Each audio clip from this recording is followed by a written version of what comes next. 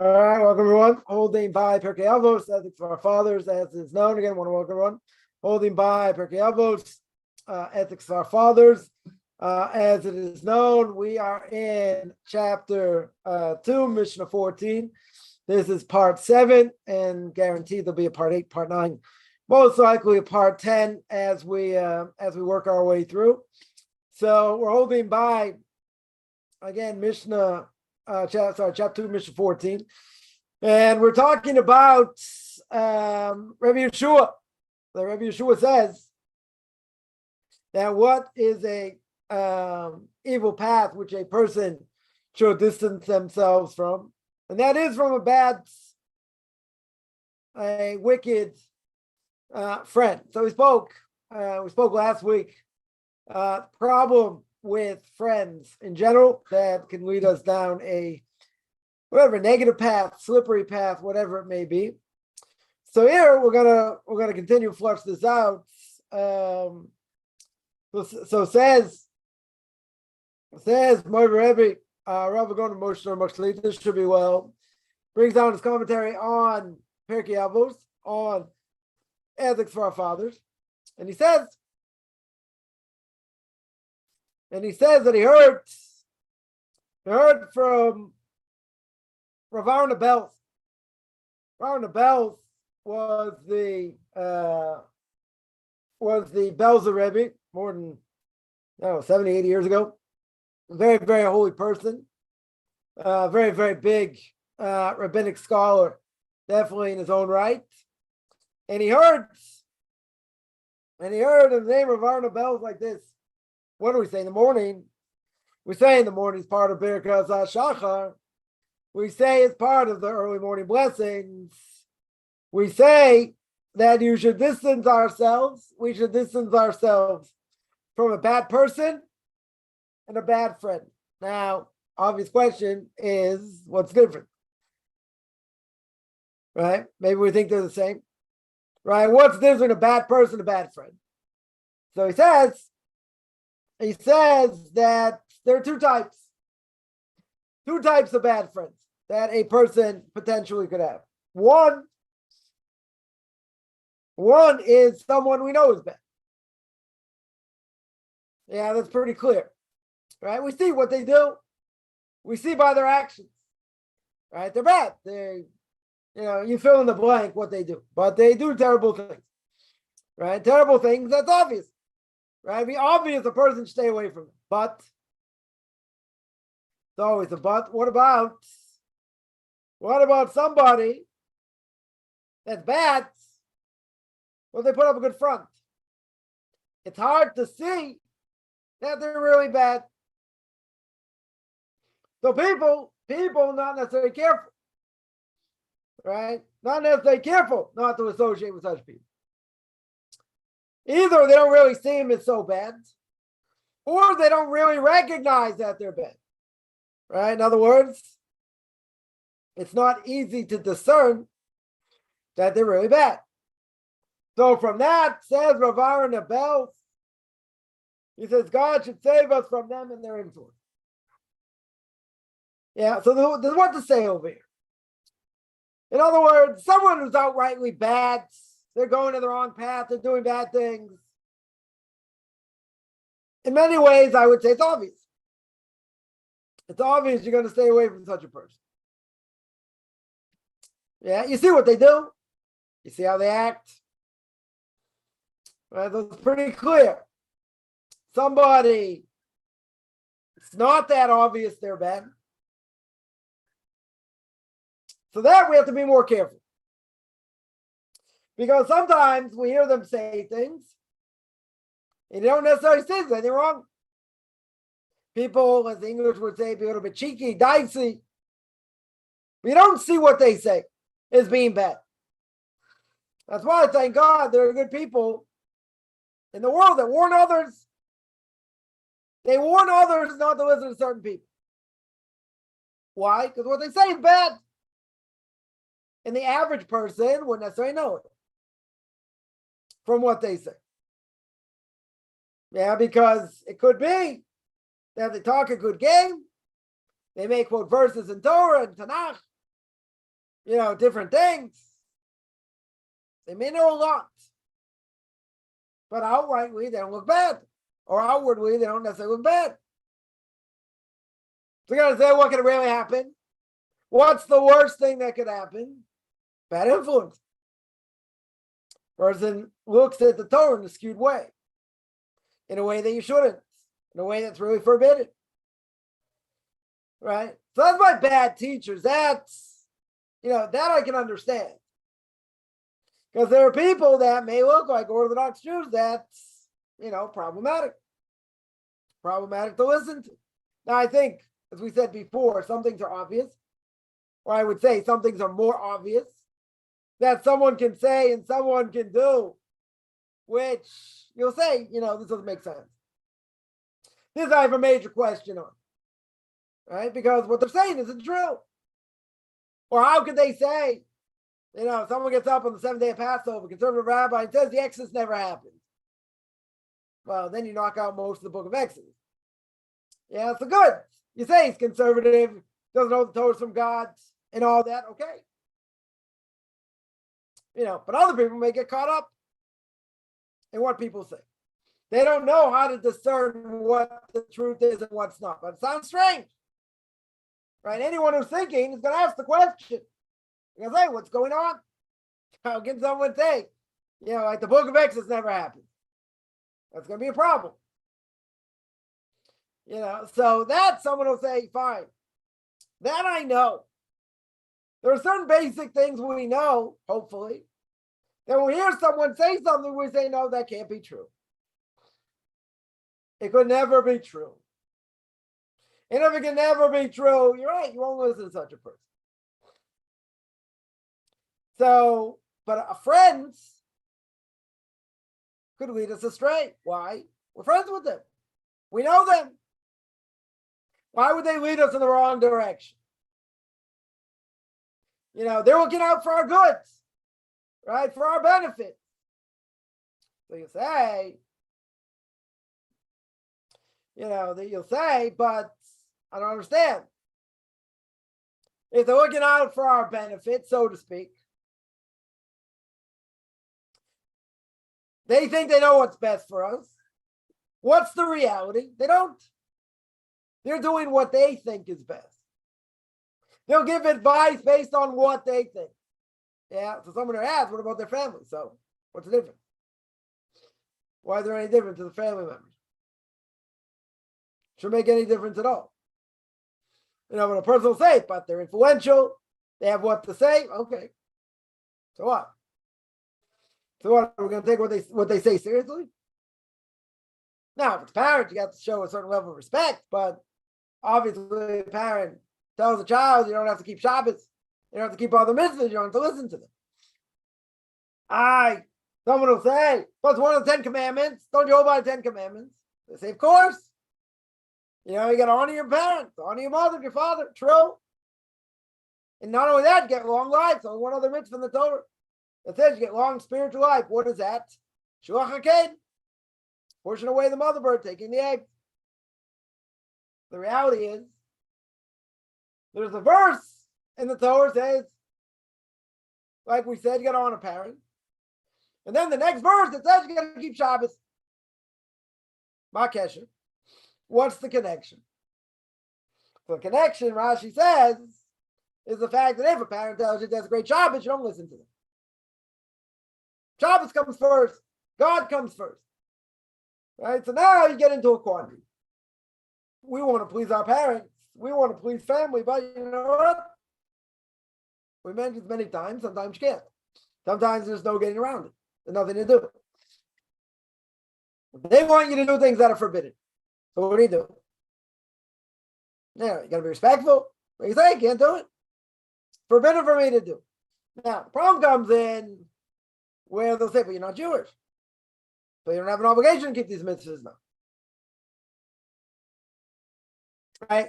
Or until, let's say they even have a little bit of knowledge, which they probably don't, but those, maybe they could say, until you go to the mikveh, you're not Jewish, you can eat treif, go to McDonald's. Not a problem. Even the day of the mikveh. So let's say they would say that. And what would be the answer? right? The answer is you're right. That is true. But I'm at a point I'm not going to do that. Right? I'm in the process of conversion. Things I can't do. They're just things you can't do. It's also a problem. Let's say, someone becomes an Orthodox Jew, a secular Jew, and you work with secular people, secular Jews. All right? So the boss says, what, you want to take off early on Friday, for this and for that. The other Jews don't. So, you got a problem. How are you going to explain that? Right? When they're going to ask secular Jews, how come you don't take off for this? Oh, we don't believe that. We don't believe it ever happens. We don't cause any problems. We're just like everyone else. Yeah, but whoever, company a person works for, they may, need a letter from their rabbi saying why they can't do this. Okay? Right? It's been done. It's not like it's unheard of. That'd be religious discrimination. Right? They can't fire you because of that. I mean, if they did, fight them. You can definitely fight them. But at the same time, okay. They're not necessarily, when it comes to work, not necessarily being anti-Semitic, per se. They want to work like everyone else. They want to put in the hours like everyone else. So what would a person do? Such a situation, fine. If you let me leave early on Friday, I'll work on Sunday. I'll make up the hours during the week. I have to make some sort of deal. Right? But if you don't stick up for Torah now, even if you're not Jewish, it's going to be much harder later. Why? Because, when it comes to family, for sure, they'll catch you on it.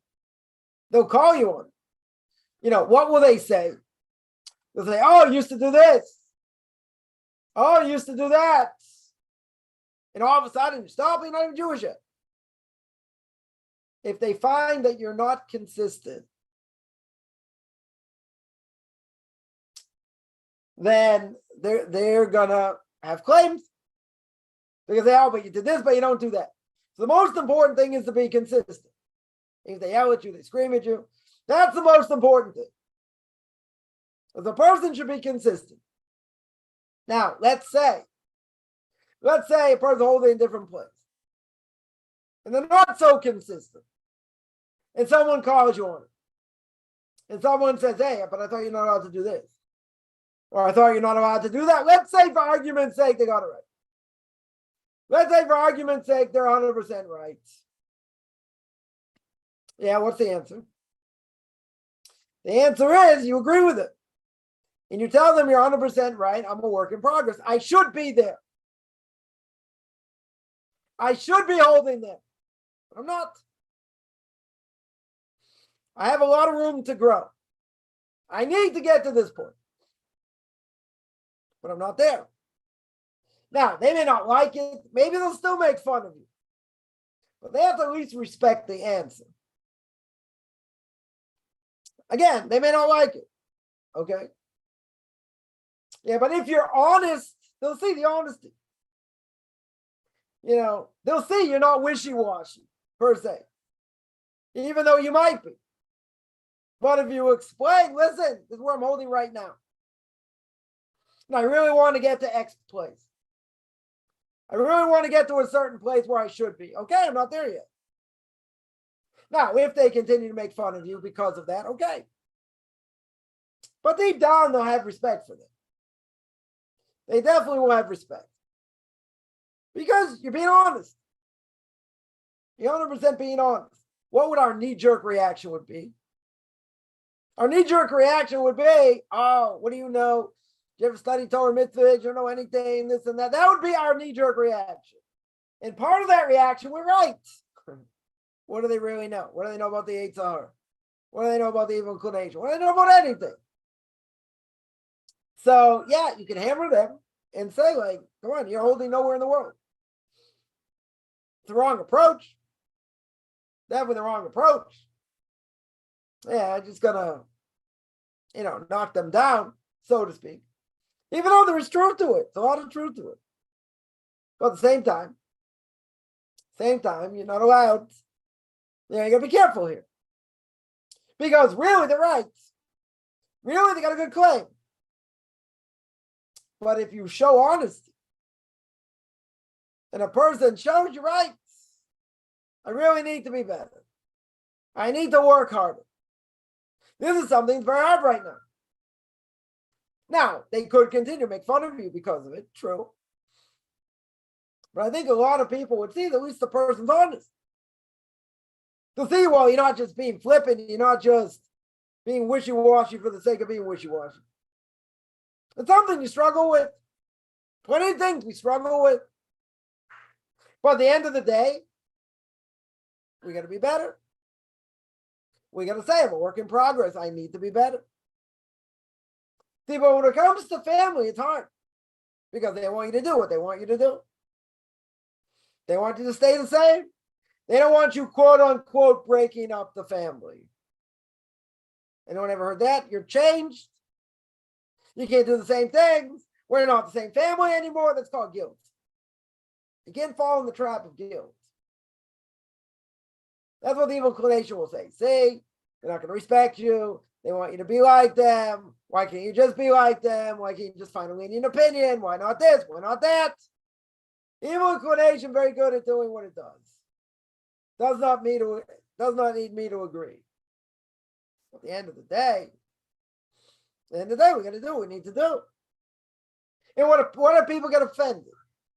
Right? The question comes up a lot. What if parents, let's say they're parents or siblings, doesn't matter, or kids even, what if they get offended? They get offended by the way you look, by the way you dress, by what you do. They say, it's offensive to me. Heard that before. Yeah. Because they feel uncomfortable. So is that our fault? Is that our fault? Not our fault. We have an inferiority complex. Because basically you're telling them what they do is wrong. But I didn't say anything. Someone once said to me, I'm offended by the way you dress. And I'm like, what's the problem with the way I dress? I wear a white shirt, black pants, with or without pinstripes, dark blue, dark gray. I wear a hat and a yarmulke and tzitzis. That's the only difference. Why are they offended? What's the real answer they're offended? Because deep down you're saying you should dress like me. You're not doing the right thing. You should be dressing different. You didn't say anything, but that's what they feel. Now, if they have this complex, so to speak, or let's say better, guilt complex, do I have to feel bad for that? No. I don't have to feel bad for that.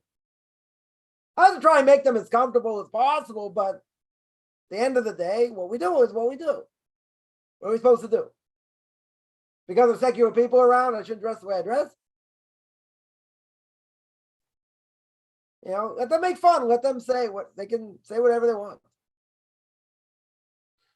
I don't think there's a point to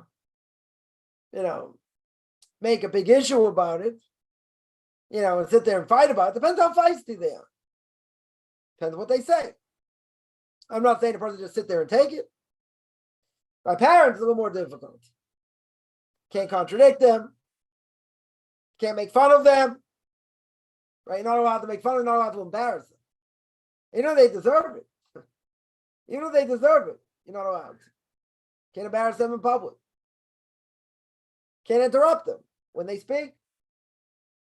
And if they say something that's wrong, you're not allowed to say, you're wrong. You have to say, I think the Torah says like this. Or I think the Gemara says like that. Or I think the Code of Jewish Law says like this. No matter what they say after that. And they can make fun of it. They can say, I don't care, this, that. This is what I believe.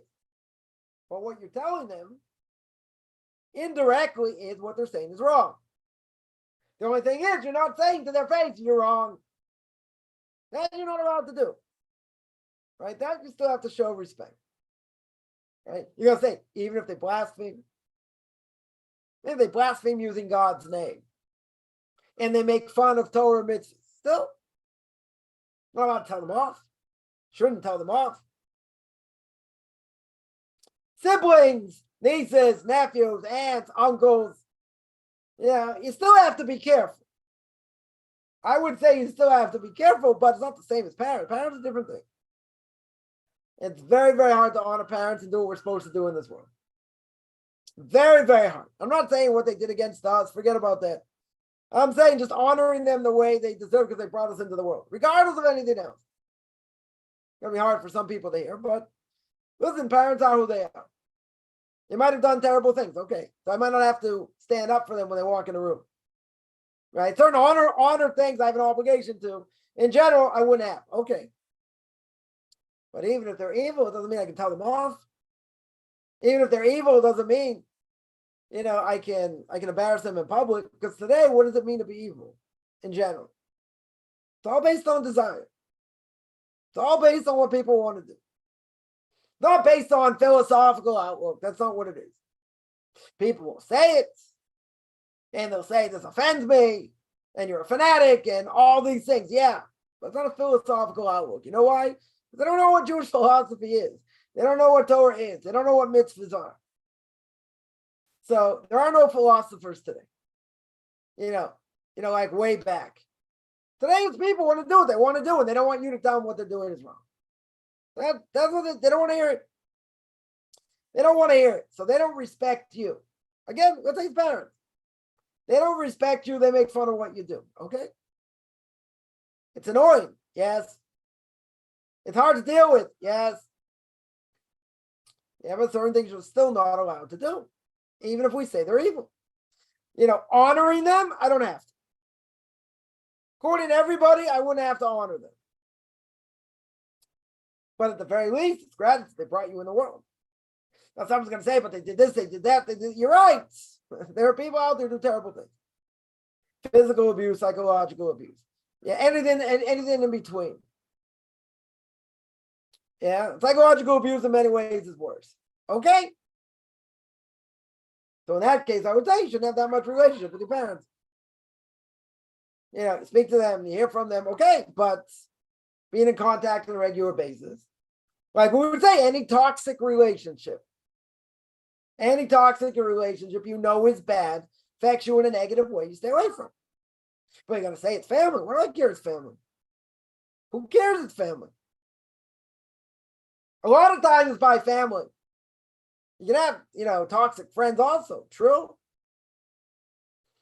But we're around family more. We hear from family more. There are people who just cut themselves off because that's just the best way. I'm not saying it's a good thing, but sometimes you have to.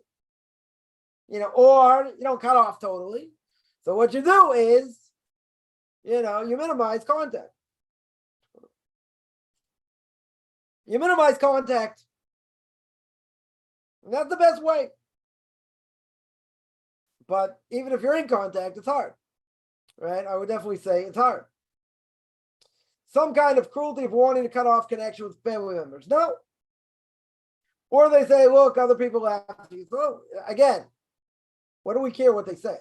Look where they're coming from. Look at the world they live in. Look at the world they live in. They're living in a world where people don't know which bathroom to walk into. And that they're brainwashing children to say, oh, you're a boy, 6 years old. How do you know you're a boy? Maybe you're a girl. That's the world they live in. They live in a messed up world in so many ways. So many ways. Say, why do you have to do this? We're the majority. 90% don't do like you amongst Jews and this and that. So what? You'll say, people are going to look at you funny. People are going to make fun of you. Okay. So,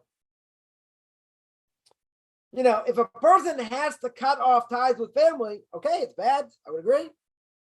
It's not a great thing to do, but sometimes you have no choice. Right? If they're affecting you in a negative way. Sure. So someone will say, but, is there anything wrong with that? No. If it has to be done, it should be done. Again, I know if I bang my head against the wall till it bleeds, it's bad. I know if I'm in contact with certain people, it's going to be bad. I say, well, I can work on this, my character trait of anger. I can work on my character trait of lashon hara. I can work on so many things. I should thank them. What do I have to thank them for? I have to put myself in that situation for what? So I have certain people I'm in contact with that I feel I have to be. and how often do I speak to them? Not very often. Not very often. I don't need to. Yeah, have I totally cut off ties? No. Some people, yes, but someone in particular I'm thinking about, no. So do I feel guilty? What do I feel guilty for? I feel bad in the sense that they're never going to see what the truth is. And they're never interested in what the truth is. There's nothing I can do. That's out of my hands. If they want to know, they have an address to knock on. They have a door to knock on. I don't have anyone knocking. Yeah. So maybe I should go out and try and reach out to them more, maybe.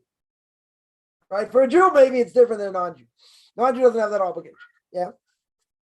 But you know what? They don't want to listen. All they're going to do is just make fun and tell you, like, get off your soapbox and save it for your classes and this and that. What does that mean? They're not interested. I have to sit there and try and convince them. And then just got to make fun and say other things. A waste of time. Total waste of time. Yeah. So if you have to cut ties, I would say it's sad. There's no question. We want people to accept us. I'm not saying agree with us. We love them to agree, but accept the path we've taken.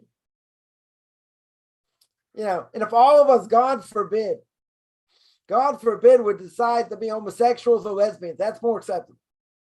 That'd be a lot more acceptable, according to many people. Much more acceptable.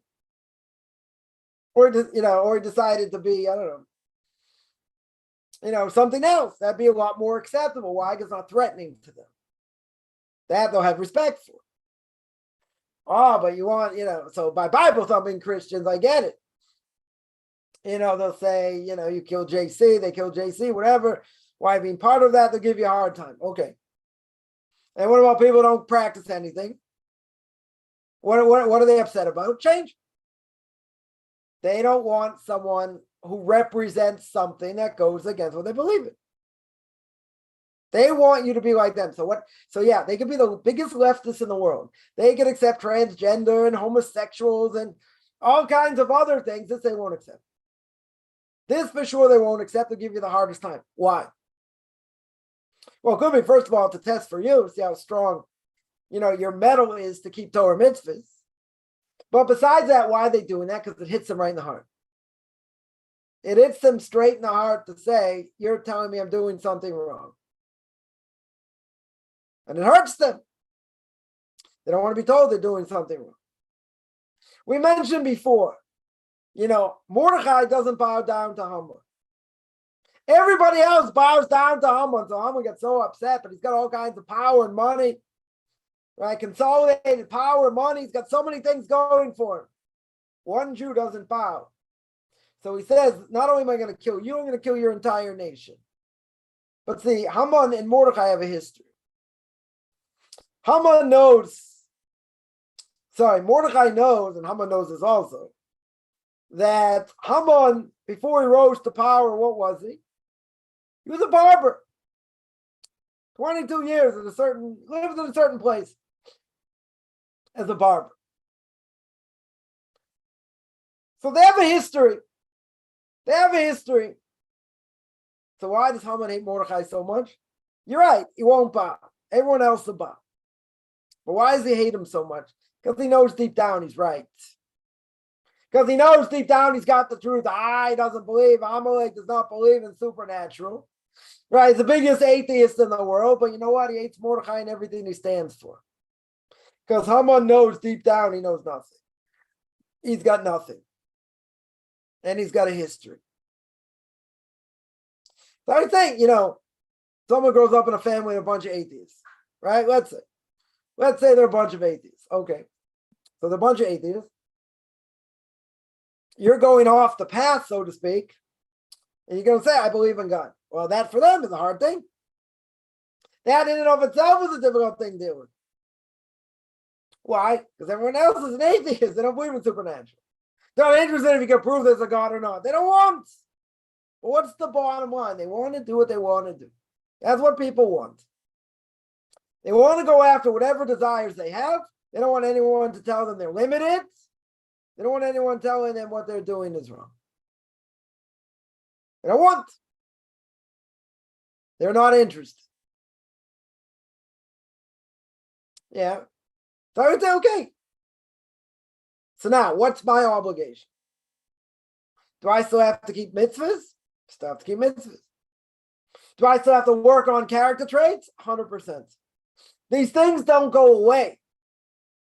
But it's kind of hard to respect people that don't respect you. Especially if it comes to family. And one of the best pieces of advice I ever got from one of my rabbis is never, ever expect they're going to pat you on the back and say, what you're doing is right. And what you're doing is good. They'll never accept what you're going to do. Sorry, what you do. They'll never accept. Because it goes too much against them. Now, a person hears that, it's kind of painful. Because you're going to say, well, why do I have to be like Abraham? I didn't sign up to be like Abraham. Yeah, but anyone who's able to fight these things, the only reason we can is because Abraham was able to do that. He was able to fight against his family. Look at his father. He broke all the idols. He took him to Nimrod. Had him thrown in a fiery furnace. Nice father. His father didn't want to hear. Everyone else believed in idols. He also believed in idols. Even though he said, what do you think? Abraham destroys all the idols and puts a stick in the hand of one idol. His father comes home, Medrash says, Abe, what happened? So Avram says, there's a big fight. All the idols fought, and he was the one that beat everyone up. He's the one who survived. So what are you talking about? These things have no power. They have no power in of themselves. So Abraham asked him, says, very good. So Dad, why do you worship them? Why are you selling them? Why are you worshiping them? He took him to Nimrod. And Nimrod put him in a fiery furnace. Totally put him in a fiery furnace. That's why it's called Avraham Ivri, not Abraham the Jew. Abraham is on one side of the world, everyone else the other, right? Everyone else, believes in idols. They have their own pocket idols, Here's Bob, don't live home without him. Everyone had their own pocket idols. He brought, believe in one God to the world. That's our job. All right, family doesn't want to listen. They make fun, right? Right? Or they say, look, other people are going to laugh at you. Okay, so let them laugh. I got plenty of people laugh at me. I got someone, still thinks, since I was, 13, 14, 40 years later, still thinks I'm probably a fruitcake. Yeah. But guess what? I got 7 kids and 8 grandkids. Just had a kiddish for a granddaughter today. I feel like I'm on top of the world. So I'm going to worry about what someone else says. They're going to make fun of it. All they do is have kids. All your kids do and all your community do is all they do is have kids. No, it's not the only thing they do. But that's how you perpetuate the next generation. Right? That's how you teach Torah to the next generation. That's how it gets passed down. Yeah, they'll make fun. I got plenty of people, trust me. I got a whole list of people, that I can speak to that can make fun. Yeah, when I was in the States, spoke to a number of people like that. Okay. Yeah. Well, but it became a lot easier once I had kids. And sometimes they say, "Oh, you poor kids." You poor kids, and what you're putting them through. Everyone's got free choice. People could leave if they want. I got dogs, 25. He's got 3 kids. Yeah. Oh, poor child, poor girl. She's got all this responsibility. Taking care of these kids. Yeah, 3 boys. Pretty rambunctious. Yeah, they were buying me for the last 2 days for Shavuos and for Shabbos. And then my other daughter came with with her 2 kids, and she has a what do they call it? She has almost a 3-year-old. So my other daughter has a 4-year-old and a 2.5-year-old. So 2.5-year-old and his cousin about the same age, just a few days apart. I was like, yeah. Was there a lot of screaming? Yes. A lot of fighting? Yes. That's part of the deal, right? That's part of the deal. Would I exchange it for anything? No, because that's where it's at. That's the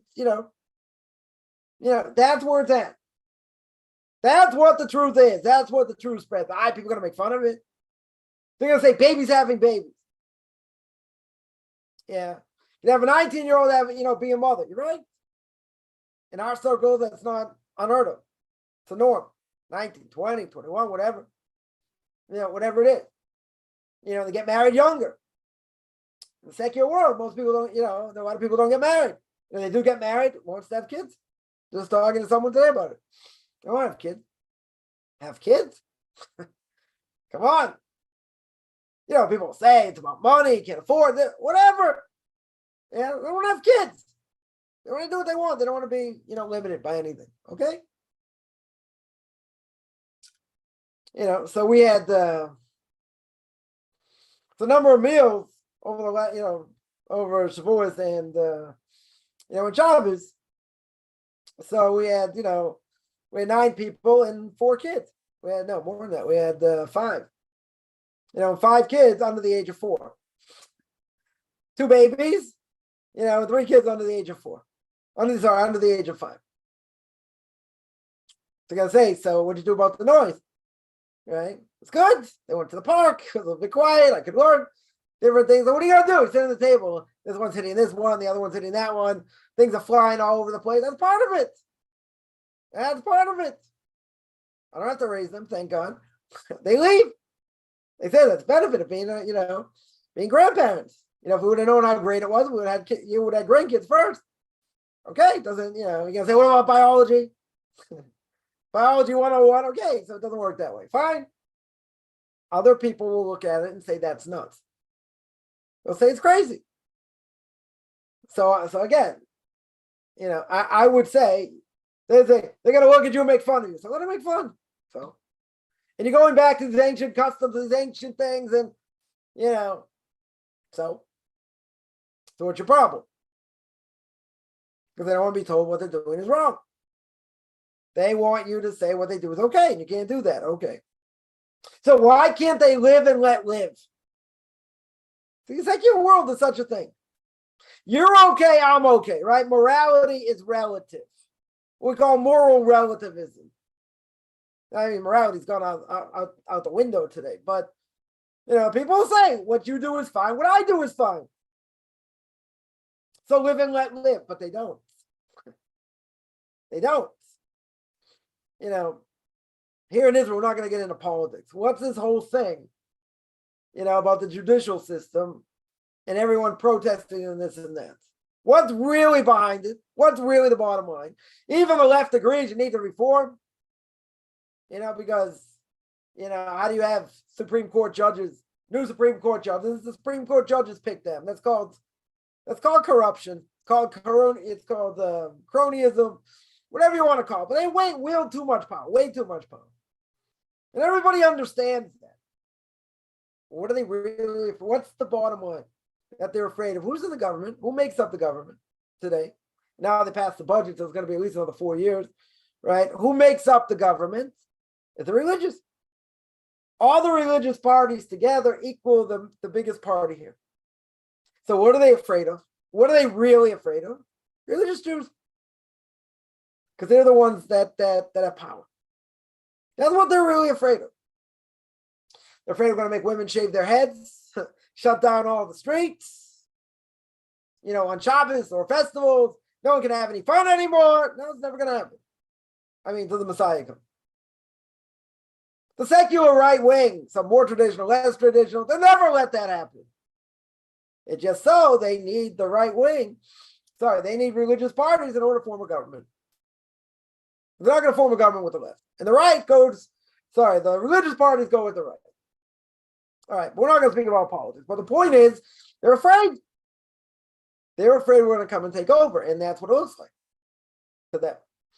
Right? Because they're not having kids or negative numbers. We're expanding, like no tomorrow. They're afraid. They're afraid religious Jews are going to take over. Now, a little bit is based in reality. A little bit. But not what they think. But they're afraid of the religious makeup. They're afraid for their lives, essentially, which makes no sense. Which in general makes no sense. Yeah. So anyone else who sees something that's not like them, And there are plenty of people who only hang out with people that think like they do. They don't hang, they are not living in communities with people radically different from them. Some will be more like them, less like them. It doesn't matter.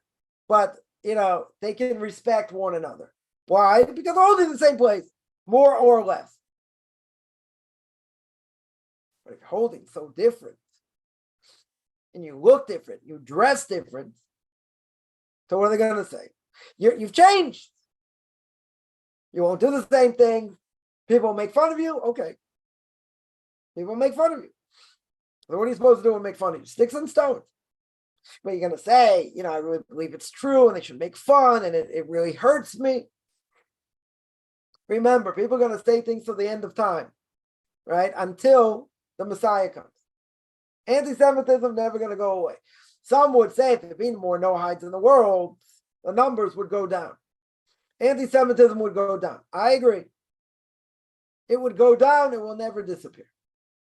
It's never going to disappear until the Messiah comes. Some will say we're going to make more Noahides to end it. First of all, you're never going to make enough to end it. The only thing is, it'll be a little bit less, okay? But it's going to be there. It's going to be, it was there from the beginning of time. It'll be there till the Messiah comes. It's never going to fully disappear. But now it looks very bad. It's all over the place. Running rampant, many places. So what are we supposed to do? We need to be better. We need to do. But again, it's a test. All this is a test. But for converts especially, or Baalei Tshuva, it doesn't matter. Someone who grew up as a secular Jew became religious, person can get hammered by family. I know somebody, they don't even do things right by keeping kosher and Shabbos and this and that, and they got totally hammered by family. And the joke is, I told them, I said, listen, you're not even doing it right. You don't keep Shabbos right. You don't keep kashrus right. They acknowledged. They didn't disagree. They don't keep it like we do. Okay. So they're like, we're not even doing that and we've got hammered. Yeah, it's all a test here. It's all a test. Which way are we going to go? What are we going to do? Are we going to stay strong or are we going to crumble? Or we're going to say, wow, it's just too hard. Everybody making fun of us. And what can I do? Right? This is a real issue. Right? It's not a small issue because it comes up a lot. Comes up a lot. One thing for sure, and it's not about ego or ego, as we would say here in Israel. It's not about ego. It's just like, everyone else can go to hell. What do I care? We're doing the right thing and we're right. It's not just about that. We believe we're right. Okay. But it's not we're standing up and, we're rubbing it in anyone's face, per se. The problem is they want acceptance. They want acceptance. And there are certain things we can't do. Certain things we can't do. We're not allowed to do. And it's serious problems.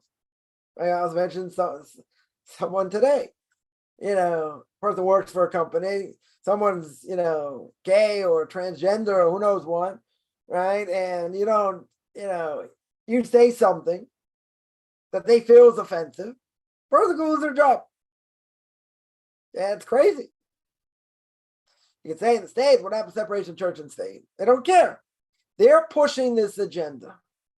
These people have rights, can't say anything against them. See, I've been in a lot of trouble if I was there, right? You can't be outspoken. God forbid. Why not? It's not politically correct. Okay. There are certain things you cannot do. And for some people, that's going to be like, you have to give up your life in order to do it. And there's certain things you can't do. So what are you supposed to do? They're going to make fun of you. Okay. They're going to say all kinds of things. Yeah. And you're going to say it's very hard. It's very depressing to be around such people. So the answer is, some point you get out of Dodge, you get away from them. Do I have to feel guilty or do I have to feel guilty? You're connecting you're connecting to something, that's so precious, that's so holy. And all they do is want to make fun of it and stamp on it. So because of that, I have to feel guilty. I have to feel bad that they'll say things.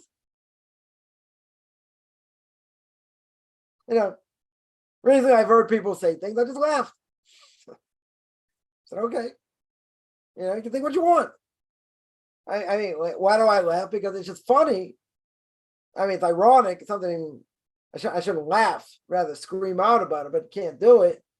And that is, people speak very strongly about things they don't know anything about. Probably what my soul is doing in this world, because that bothers me to no end. You want to have an opinion, it's based on something, you did the research, okay, it's one thing. You want to talk out of your elbow, you don't know anything. So I'm doing you a courtesy of listening. A courtesy. But, you read one article on Wikipedia, you expect me to take you seriously? Hey, come on. You've never learned, that's my opinion. That's in my heart. What cares in your heart? You got sources? Show me. Not claiming to be the world's greatest expert. Show me. Show me where it says we shouldn't do this and we shouldn't do that. Show me. But again, they're not interested in that. It's not about proving it. That's the wrong approach. They want to do what they want to do and feel good about what they do. Right? But they want you to accept what they do. That's the difference. They want you to say not only it's okay, but what they're doing is, is off the charts. Oh, look, we give my daughter a little bit of Jewish education. I'm supposed to stand up and bow. She's got to learn a little bit of Hebrew. Okay? I mean, I think it should be encouraged. But what are they looking for? They're looking for a pat in the back. They're looking to be acknowledged. They say, I'm also Jewish. Okay. Can acknowledge that. That's not a problem to acknowledge. If they're not Jewish and they think they're Jewish, that's a bigger problem. But again, it's a catch-22. And the catch-22 is, again, this is probably what my soul is doing here, is that you have to give them all the compliments, listen to all the stupid things they say, not say anything negatively. And they have the right to say whatever they want to you. It's like you have to sit there with your hands tied behind your back and just be slapped. It's a very hard thing. I don't think anyone should ever be in such a position. Yeah. But even if someone's doing something minimally, should be encouraged. Okay. But at the same time, you're not gonna say, but what you do is fanatical. And what you do is, okay, I deserve the pat in the back, you don't deserve anything. Why is that fair? It's totally not fair. It happens all the time. All the time. So now, let's say it's a sibling or a nephew. Yeah, forget about parents. Yeah, anybody. Isn't that hard to take? Isn't it hard to take them seriously? Yeah. Isn't it annoying? Oh, yeah. It's annoying. I don't think there's any question about it. Totally annoying. That mean I should slap them upside the head every time I can? I wouldn't say that. But it's a big test. It's a very big test. Why is it that we religious Jews, do not have what to say? We're not allowed to say what we need to say. They have a right to say what they want, do what they want, all these things. Great. I mean, shouldn't say great. They have a right to do what they want, say what they want, but we don't. It's like our opinion doesn't exist. Why? Because you've been brainwashed. Because you're a fanatic. Because you're, all kinds of things. Right? Now, we would come out and say, you're a left-wing liberal. And that's ruining the world. And you're throwing out morality. You're doing this, you're doing that. I could a million things I could throw back to show how you have you have a total breakdown of morality and all that. Very easy to show decadence on that side. Oh, what do you mean? People have the freedom to do what they want. They don't have to think like you. What's the matter with teaching a 6-year-old maybe it's not a boy or a girl? What's the problem? You're giving him an opportunity or her an opportunity to choose. To choose differently than the body they were given. Well, I beg to differ. But you see, they're not, but you've been brainwashed. See, that's where the conversation breaks down. They just want you to say what they're doing is okay. But they don't care about you. They don't care what you think. They don't care, about anything. They just want to be acknowledged. So as Kaufman would say, flip the script. Why do not you acknowledge what we do? Now they'll have 150,000 answers. You've been brainwashed. Who says what you say is true? And who says that? Those are the rabbis. And who says this? And who says that? Right? All these things. Based on zero. Zero knowledge. Zero investigation. It's all about what they thought about at that moment. That's annoying. Because you got to look at the facts. But they're not looking at the facts. They don't care about the facts. Some people are too busy worshiping other things. They don't want to see the facts. They're not interested, so what do? I would say, move on. Can't have such a conversation. Conversation goes nowhere. It just gets people aggravated. And again, I don't care who it is. And a person's going to say, well, what if it's parents? So what? It's sad. 100% sad. But for some people, I'm not saying for everybody, I wouldn't say across the board. For some people, cutting off contact is not a bad thing. Not only is it not a bad thing, it'd probably be recommended, and you don't have to be guilty. Why do you have to be guilty? Because you want to please them. We want to do what we can to please people. We don't want to be on the other side. 100% you don't want to be on the other side. But that's the issue. That's the issue.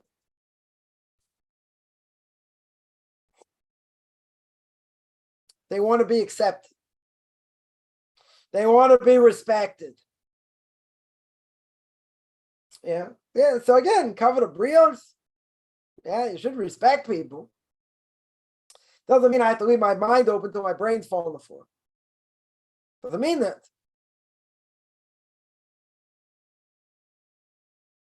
And so I would say it's best never having these conversations. If the conversations come up and it's parents, you got to be respectful. You shouldn't contradict them.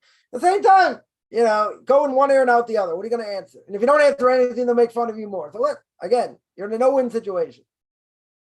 No-win situation. Whatever you say is going to be bad. And then they're going to say you're showing me disrespect and you have to listen to your parents. So listen, we can agree to disagree and move on. Or do they just keep hammering it down? Okay, what are you going to do? You're going to say you got to change the subject. Yeah, I don't want to talk about this anymore. And they keep doing it. It's like, figure out a different way. It's uncomfortable. Okay. By me, no one ever wants to talk about the real issues. Tell us about stupid things. Okay. What do you think about this? What do you think about that? Someone asked me one real question when I was there. When I was there in the States. One real question. What I thought about the government. What I thought of the government in Israel. That was it. That's a real question about Judaism? Never. Never. I mean, he made some comments here and there that maybe they forgot I was sitting there. It wasn't like below the belt, but I had to be there, so whatever. I was going to sit there and put them in their place. Further, it wasn't my place to do that. Second of all, wouldn't have done anything anyway. But when it comes to family, comes to family, it's a hard thing. I don't think there's any question. And a lot of times, the only question is how much damage you do. Damage control. Because a lot of things you can't do. You can't, you're going to lose. You lose the argument. Might win the war, but you lose the argument. It's not, it doesn't do anything, just aggravate it. You have to try and minimize those conversations as much as possible. But, if someone's going to ask, do I have to feel guilty for not speaking to them or having a relationship? No. It's going to make you saner. It's going to keep your life on an equilibrium. Yeah, that's what you have to do. You might have to do that. I'm not saying necessarily obligated, but yeah, if it's really bad, and then they're gonna say, oh, but people are gonna look at you and laugh at you. Okay, so what? That's the end of the world. Someone's gonna make fun and laugh. I got plenty of it in my side pocket, I've heard. Okay? Let them say this, let them say that. But deep down, they know the truth. They just want to make fun. They want to make fun because they want to build themselves up. And that's what I would say. Someone asked, can a non-Jew read Midrash Rabbah? Why not? Could. Torah law. Most non-Jews today, anyway, if they're learning Rashi, right? They're learning Rashi on Chumash, right? If they're learning Rashi on Chumash, it's down oral law. So to stop non-Jews from learning Rashi on Chumash, they're going to learn it anyway, right? Someone who really wants to learn, yeah, they'll get it in English, whatever language they understand, whatever it's printed in, that they can understand. So he's also going to bring up Midrashim, right? A lot of the book of Genesis, beginning of creation, brings up a lot of Midrashim. So we're going to say you can't learn it. So really, oral law is forbidden. True, doesn't really apply to them. Yeah, but it was like, if they're not delving into it too much, and they're learning it just like an explanation, let's say on the verse, okay, that's not forbidden. If they're delving into it like a Jew would and this and that, that's a different issue. That'd be a different issue. Someone asked, should I repent of my pagan parents, the relatives, the grandparents gave me their pagan blessings? You don't need to repent. Blessings might not go anywhere. Might not be worth anything, per se. They give you a blessing. You don't necessarily have to repent for it. I mean, you tell them disrespectfully, not really interested. Yeah, but what happens if they gave you the blessing already? Okay. Do you have to repent for that? I don't know. I don't know if you have to repent for that. They're the ones, let's say, swearing the name of a false god. Do I have an obligation to stop them? I don't have an obligation to stop them. But let's say they want to give a blessing based on that false god. So you can tell them, no offense, before they do it. You have to be respectful. But I should say, I'm not interested in this blessing, I don't believe in it. It's false god, whatever. But if they already did it, right? If they already did it, you couldn't get out of it. It's got no meaning. In other words, whatever they say, it doesn't really mean anything. Because this God doesn't do anything. It's got no power. Yeah. How far does it go? Yeah, that's a good question. That's a good question. I don't think you have to repent for that. I think you should be careful in the future. Parent, grandparent, cousin, relative, friend, whoever, wants to bless you in the name of a false god, just say, you try and stop them. If that's what they're going to do, you say, again, try and do it in a nice way. You don't have to be obnoxious. You don't have to be offensive, when doing it. At the same time, you should try and stop it. If they already did it, they did it. You wouldn't say amen. You wouldn't say amen to that blessing. It's not a blessing. It's not a blessing. I don't know if it's the same thing. I would say, like, the laws of Lashon Hara, right? For a Jew. If a Jew heard, another Jew speaking Lashon Hara, yeah, they heard it. Because it was not my fault. I was there. I just happened to be there, and the person spoke, and the person said this. So 100%, okay. You heard the Lashon Hara, but you can't believe it. And even if it's true, and it could affect you, you're allowed to believe it, but not 100%. But you're going to say, what did I do to deserve to hear speaking Lashon Hara? There's a famous story with Rabbi Akiva Eger, blessed memory, more than 200 years ago. He was at a wedding, daughter was wedding. The father of the groom was talking to him at the wedding, and said something that was, let's just say, not appropriate. It wasn't appropriate. Rabbi Akiva dashed out. Rabbi Akiva Eger, dashed out of the wedding hall and did a cheshbon nefesh,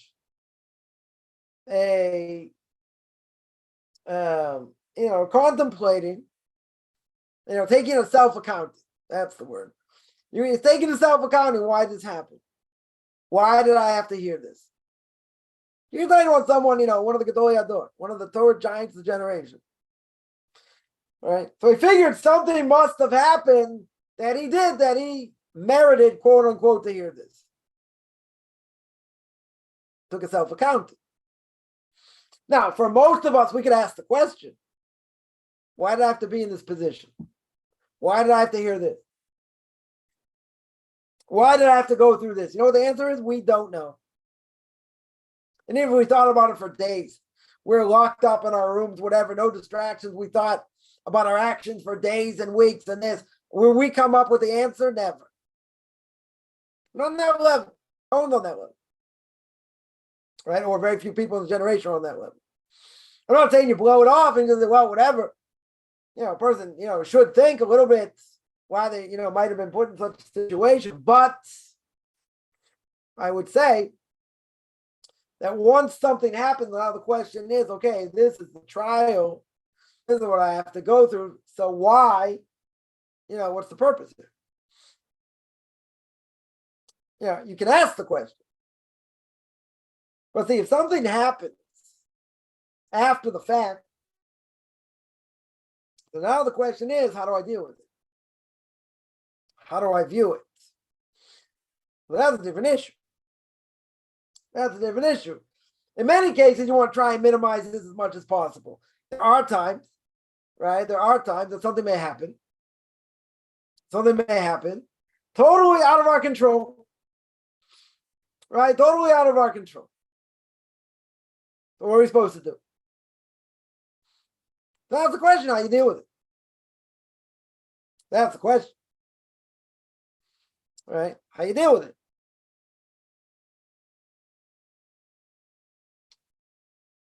Some things a person may be involved in may need repentance. Right? Even you're going to say, but it's not in my control. I didn't ask for this. I didn't want this to happen. Okay. So it could be, in the future, make sure it doesn't happen. I was in a certain situation. And after everything went down, whatever happened. So I said after that, this situation will never happen again. It's just not going to happen. Period. I don't learn, sometimes we have to learn things the hard way. Or as we say in Boston, the hard way. You got to learn it sometimes the hard way. And that is you might have to go through a lot of pain and a lot of aggravation. But guess what? You shouldn't make the same mistake twice. You make the same mistake again and you didn't prepare, shame on you. In other words, okay, this happened, you feel bad, fine. Don't allow it to happen again. But I would say, you got to be respectful. You're not going to hear them say, I don't believe in your stupid pagan God. Keep your pagan gods out of my life. You got to be respectful. Can't hammer them. At the same time, but, you got to stand your ground. Say, listen, I don't believe in this. I don't want it. I don't care if it's going to be a blessing. It's going to give me good tidings and all that. I'm not interested. I'm not interested. So I believe it's a false God. I don't believe in it. Very nice. You want to do it, give the blessing to someone else. Could that cause you serious problems? It could. Very well could. Again, a lot of these things, it's just going to end up how much damage you do. And they're going to say, what? You don't believe this? You were brought up in it. How could you not believe in it? You can have a discussion why it's false. I don't think it's going to go anywhere. Unless they really want to hear the truth. Most people don't want to hear the truth. Yeah. So a lot of these things, you don't win. Even if you have all the right answers, you don't win. It's not about winning either. It's about showing someone information. But there are a lot of people out there who do not want to see. They don't want to hear. What's the matter? It's not good enough for you now. You think you're better? You think you know more? We've been learning this much more than you. Blah, blah, blah, blah. They can say a lot of hurtful things. Because now you just hit them in the face. Yeah. Is there any easy way to do it? There's no easy way to do it. I wish I had an easy way to do it. It would have saved me a lot of aggravation. Ton of aggravation. But guess what? Not that way. Totally not that way. Yeah, some things were worse. Some things got kind of nasty in different ways. And some things, okay, they got dealt with. People moved on. And that was it. So a lot of these cases, I would say it really doesn't matter what you say. The only question is how much hot water you're going to be, how much damage you're going to do. It's sad to say that. I want to say it's sad to say that. But a lot of things, people are out to get you. Even if they don't know anything. They want you to slip up. They want you to make mistakes. They want, to believe like them and to be like them. That's what they want. But someone say, what's the matter? You can't have fun anymore? Ever hear that? You can have fun, just not the way you want to have fun. The way you want to have fun, we hold is forbidden. Right? Or someone said, well, two people living together, forget his Noahites, right? We're not even going to go there. You're going to tell me they're living in sin. Are you asking me? If you're asking me, yes, they're living in sin. It's forbidden. I'm not going into the whole Noahite thing. If they live together and they're married, forget that. If it's forbidden, it's forbidden. The way you want. Oh, you think that's forbidden? Yeah, I do. And this is all like a check mark, or they want to push your buttons and say, where's it written? Is that one of the laws, right? Someone asked me. I was telling them at the end of a conversation, I got stuck in the bathroom. My famous getting stuck in the bathroom story. I said, yeah, I couldn't even pray because I was in the bathroom. Like, oh, is that one of the laws? Is that one of the rules? Someone said this. I said, no, my answer was, I said, yeah, it's one of the rules. I didn't go into it. I just said, you're not allowed to think Torah in the bathroom. That's it. Not allowed to pray in the bathroom. I didn't say whether it's just the bathroom. Is there a bathtub there? Is there a shower there? Is it just like an outhouse? Whatever. I didn't go into any details. I just said, you're not allowed to think Torah in the bathroom. That was it. That was it. End the conversation. But you see, what did they say? Oh, is that one of the rules? What are they saying? They're making fun. I can't think Torah in the bathroom. You can't think about God in the bathroom. Well, if you believe God is everywhere, isn't he in the bathroom? I didn't say that.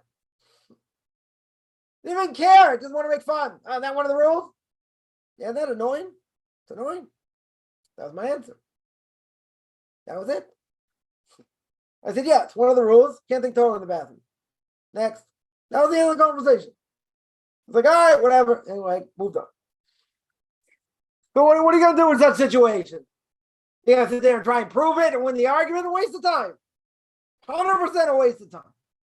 At least in my case, for sure. Not interested in an answer. Can I make fun of them in so many ways? Sure. Be very easy. What's the point? No point.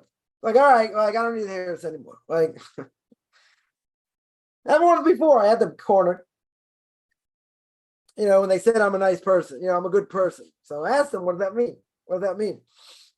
And I basically turned them into a pretzel in a short amount of time. And they're like, I don't know how we got in this conversation. We're stopping it right now. That was it. Because I knew I had them. It was like playing chess. I had them boxed into a corner. It was almost checkmate. And they said, nope, we're not going there. Why not? Because they knew I had them. So a lot of these conversations, I'll tell you, they go zero. They go nowhere. It's a total waste of time in many cases.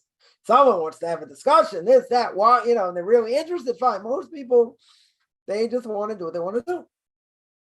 And some people are going to get offended, along the way, but that's not our problem.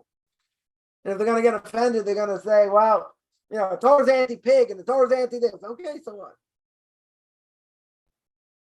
Yeah, but that's what God says. We believe it's written by God.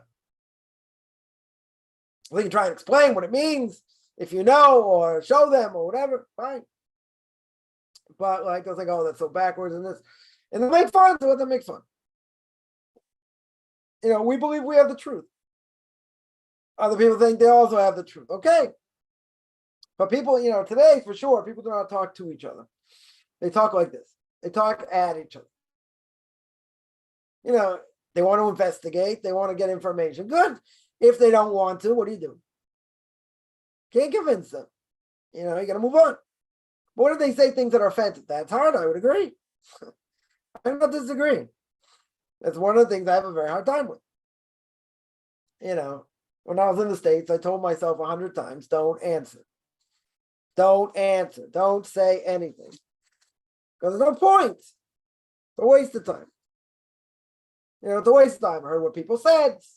Talked about my kids. Talked about what's going on in Israel. This, that. That's it. That's it. Anyone ask me anything serious? No. Was I there to convince people? No. I saw people, spoke to people I hadn't spoken to in a long time. Okay, reconnected this then. Very good. I did hear from certain people certain things that were annoying, but so let it go. No point. I know if I would open my mouth, this would have, If people are not holding there, they don't want the information. It's all about eat, drink, and be merry, lest tomorrow I die. How much ketchup or mustard or relish I put on my hot dog? What are you arguing about? There's nothing to argue about. It's annoying. I agree. The only question is how much damage you do. And you don't have to feel bad about that either. And if someone's going to blaspheme against God, the true God, and make fun of it, that's their problem, not yours. And even if you got an argument and they did that, still not your problem. You don't have to worry about it. You don't have to feel guilty about it. That's Moreno Rabbeinu the Yetzer Hara. That's what the evil inclination wants. See, they don't believe you. See, you don't know what you're talking about. See this, see that. Make you feel like a piece of dirt. That's not what we should do. That's not how we should feel. First say, but I can honor my parents. Friends. I want to have a good relationship. I want them to accept. Forget it. It's a hard thing to swallow. It's a very hard pill to swallow. I agree. At the end of the day, I was also brought up on this idea. Expect nothing. Whatever you get is a bonus. That's also a very sad commentary on life. Yeah. So I got someone who asks the question. Okay, I'll be excited. I'll answer them if I have an answer. But most times, religion will never come up. Can't even mention God's name for anything. Yeah. Sometimes people ask to ask, but I think most of the time it's a waste of time. And again, I don't have to feel guilty. People want to make me feel guilty. Like, well, you're missing out. You're missing out on all these non-Jews in your family. What am I missing out on exactly? See how they're going to raise their kids? What am I missing out on? All the stupid things people do? And where they go and this and that. What exactly am I missing out on? They don't share my values. They're not interested in my value. I care less about my value. Okay. So we're going to hang around people who think like us. That's not elitism. Everybody does it. In the secular world, everybody does it. We're no different. But the main difference is we want to hang around, as we're saying here, right? See, Torah's, always come back to what we're talking about here, right? And what does the Torah want? What does the Torah want? You got to be careful who you hang out with. You got to be careful who you talk to. Hanging out with the wrong people have negative influences. Some are more open, some are not. But they can have more of a negative influence on you than you have a positive influence on them. In general. Somebody asks, what holy books can Noah fill in his home with? Books on Chumash, Tanakh, Musar, right? Ethics, say path of the just, the ways of the righteous, Shari Tshuva, gate to repentance, books on Jewish philosophy, a lot of things. A lot of things. I mean, Tanakh is an obvious one. Person wants to get commentary on Tanakh. Are they allowed to? They're allowed to. Just can't delve into it like a Jew would. But you're certainly allowed to. So that's what I would say on that. Someone asked, I use the Muslim way of greeting. Well, it means the same thing. Right? Doesn't Shalom Aleichem mean Salam Aleichem? Salam Aleichem, however you pronounce it, same thing. I would say, you want to see the reaction? Say it properly. Say Shalom Aleichem, see what they say.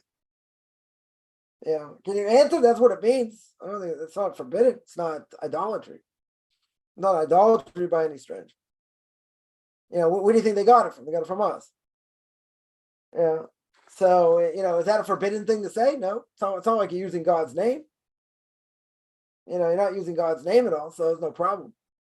Definitely no problem. If I've seen it many times, a Jew somewhere, and you have a non-Jew say, shalom.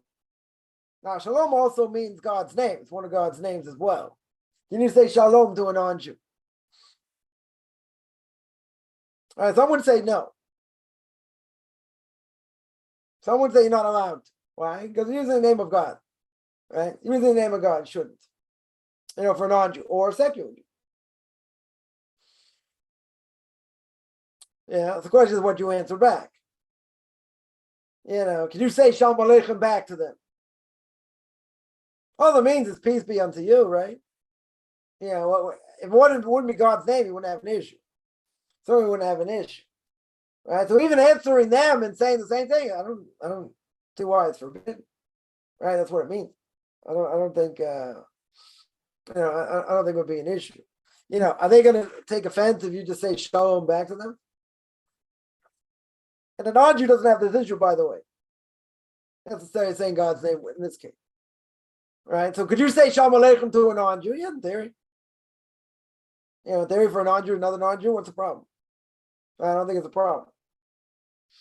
Answering them what Muslims say, I don't know if it's a problem. Right? Should I really just say Shalom to them? And then they're going to know maybe he's a Jew. Maybe he's a Jew over here or whatever. I don't have to worry about that. If a person's worried might get bad connotations, then maybe you could say the same thing. I don't know. I don't know why it necessarily should be. I don't necessarily why it should be forbidden. To do. I wouldn't say that. I wouldn't say it should necessarily be.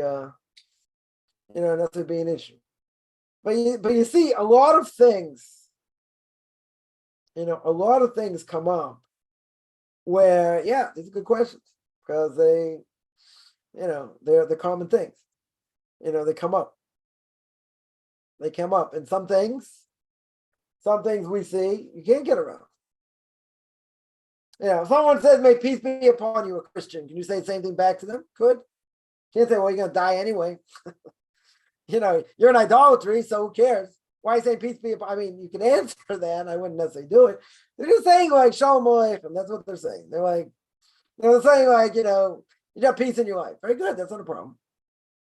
Can I specifically say that to a Christian? There's nothing wrong with it. I mean, there are other things we'd probably love to say. You're not going to say it. Right? But that you could say. That you could say. If Yaakov Kamenetsky, a blessed memory, would greet, on his way to synagogue in the morning, would see two nuns. Like every day, and he would greet them. And when he died, they said he was, these nuns said how nice he was and acknowledged them, and other people wouldn't acknowledge them because of who they are and what they believe in, and this and that. But who says you can't say good morning to a person? They're an idolater. They're a Russia. They're evil, right? Person's evil, let's say. Can I greet them and say good morning? Forget about using God's name or whatever. Can I greet them saying good morning? What's the problem? Why should there be an issue? Cover the brios, right? You're honoring other people. You're giving them basic dignity. You're saying good morning. But see, first thing a person's going to say, come on, look who these people are. Look what they do. Look what they represent. You should spit at them. Yeah, maybe. I don't think that's the way. Not going to draw them closer, no question. You may not draw them closer anyway. Cover the brios. Honoring creation. People created. They say hello. You should say hello back. Like, why are they saying hello? What difference does it matter why they're saying hello or not? You should say hello back.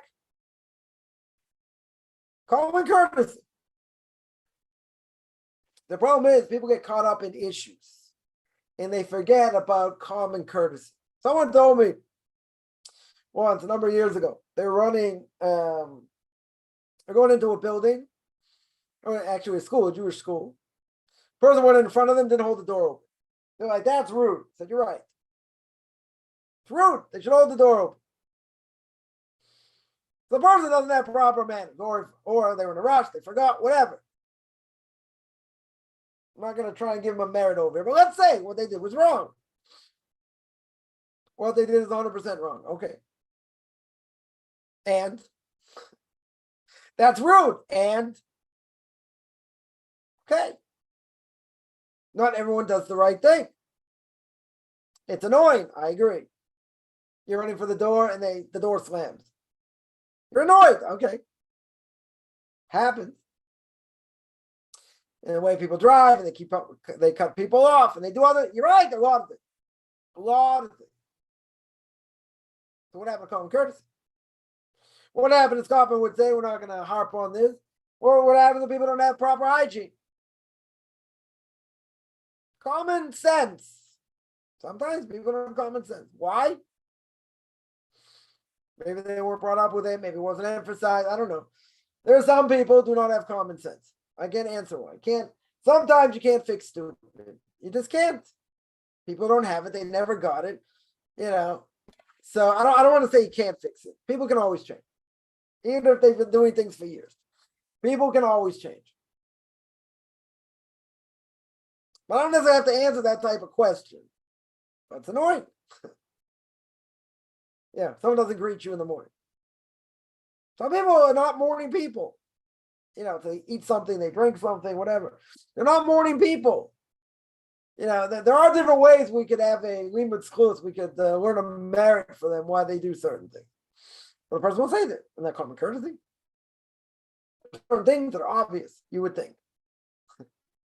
But for other people, not so obvious. Or they don't do it. Why? I'm not going to answer. Why are people overweight? Why do people smoke? Why do they do other things? I don't have to answer that. They have to answer for themselves. 100%. But at the same time, we come into contact with people all the time. We're going to be careful. Especially if we represent what the Torah is.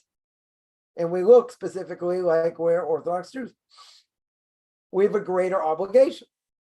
And there are times we're tired, we haven't eaten, we're cranky, this, that, we don't feel well. And we do things that could have unbelievable repercussions. But you're going to say, come on. I didn't have attention for that. I wasn't thinking. Okay.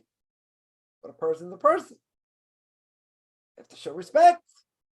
Right? But we get caught up in little things. Again, in the case of Rav Yaakov Kamenetsky, of blessed memory, and the nuns.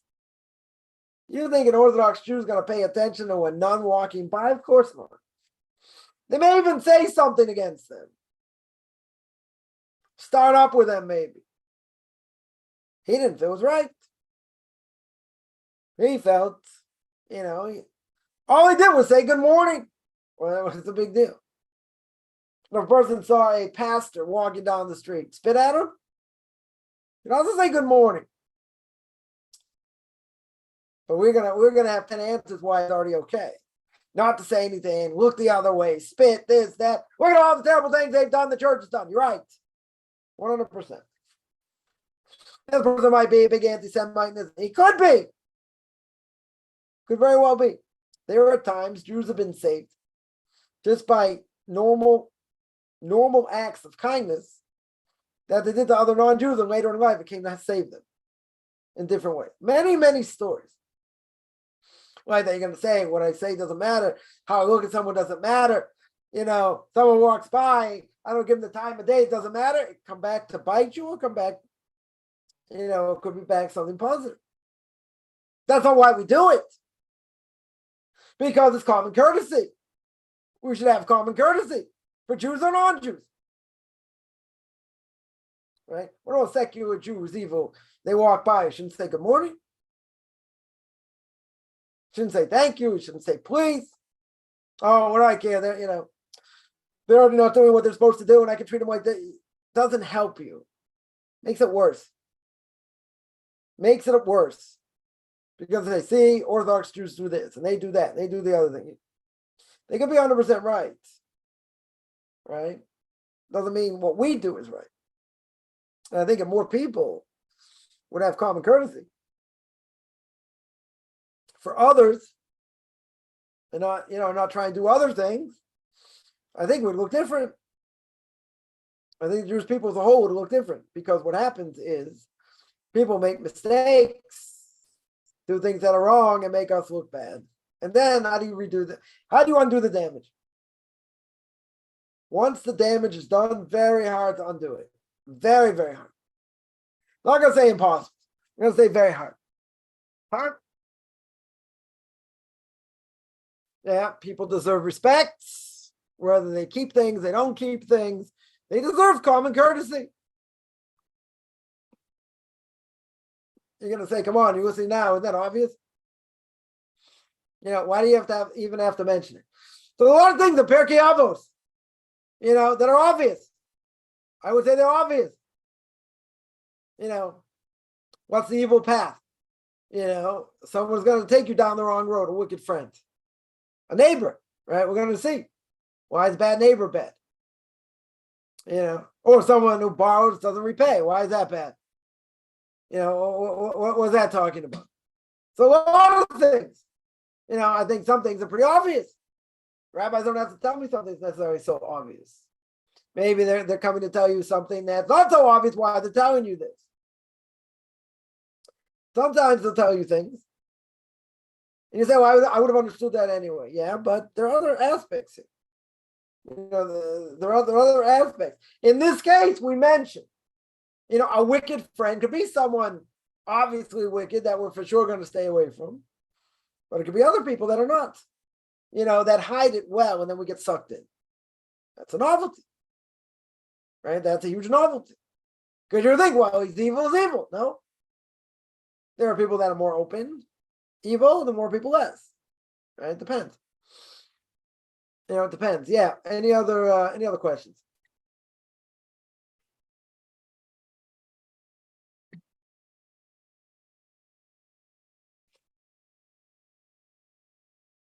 All right, I'm going to stop here. This every Saturday, 2:30 Eastern Time, 9:30 Israel time. Tomorrow, Book of Leviticus chapter 16 is going to be 9 o'clock Eastern Time, 4 o'clock Israel time. Anyone has any questions, find me on Facebook at Michael Chaim Kaufman, Beyond Orthodox Conversion in Judaism, or orthodoxconversion.com, or my YouTube channel, Beyond Orthodox Conversion in Judaism.